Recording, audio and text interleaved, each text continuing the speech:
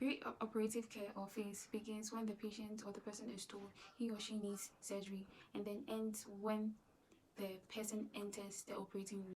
The patient I am seeing is a 2-year-old boy who weighs about 14 kg and was brought unconscious, and he has an emergent trauma in the head. Emergency surgery is a surgery that needs to be performed immediately. In an emergency situation, it's quite difficult for consent to be sought immediately, or the process in which consent is being done. Everything is done as a teamwork, whereby the doctor, the nurse, and the nurse assistant are hands-on working on saving the patient first, since the first thing a health professional is supposed to do is do no harm. The doctor explains the entire procedure, complications, risks, and alternative measures in treating the patient to the patient. For an unconscious patient, the parent, guardian, next of kin, or anyone of sound mind who belongs to the family of the patient is being explained to.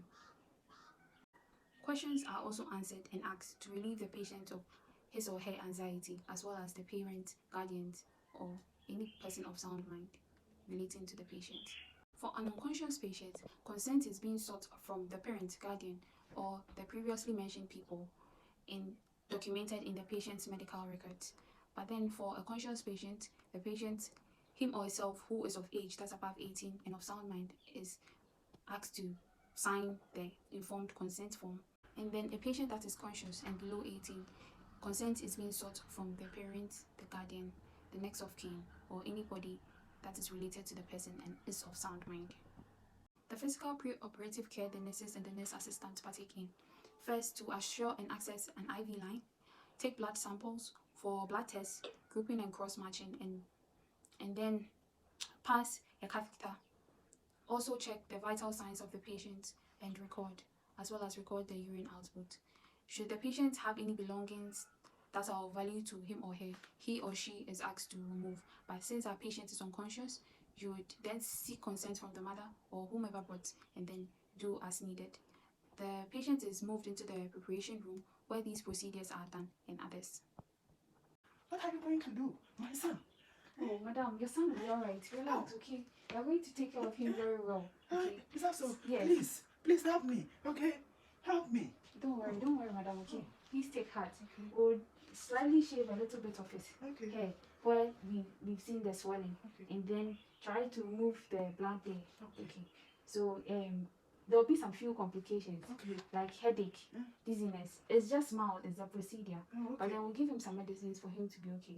Okay. Please help me, okay? We will. Help me. Okay. Madam, do you have any other questions to ask? The question is, my son. Okay. My son, please help me. I don't have any question now. Okay. Alright. If you have any other questions, you can ask me or the nurse. Alright. Okay. So, madam, are you okay? Yes. Okay. So, would you like to proceed so that we would do the surgery? Yes. Okay. Alright. So then I'll get you the consent form. Okay. So that you sign. There you are. So I'll give you some time so you could read the consent, and then when you're done, the nurse will come for it. Okay.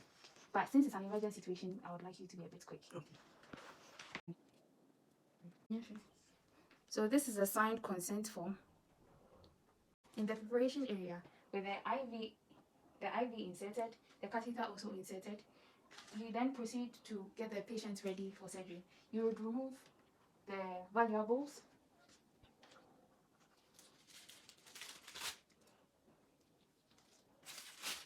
and then give it to the parent or the relative of the patient. You would also remove the patient's garments. You try as much as possible to ensure privacy. You then give the clothes to the relative as well, and then you put on the surgical gown. And then before you give the patient the surgical cap, you realize that we'll have to shave a bit of the area, that is the back of the head. So then you gently turn the patient to the side, and then for the area that you are supposed to work on, you shave. And then you wear the surgical cap. And then your patient is ready to enter into the theater. So as this is being done, the nursing assistant is also ensuring that everything on the pre-operative list it's being checked and it's being done. So the patient's name is corresponding to the patient's tag on the hand, and then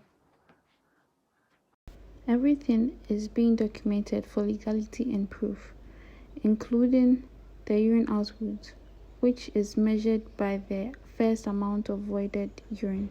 Since this is an emergent situation, all these and the others are done as soon as possible and within a short time frame.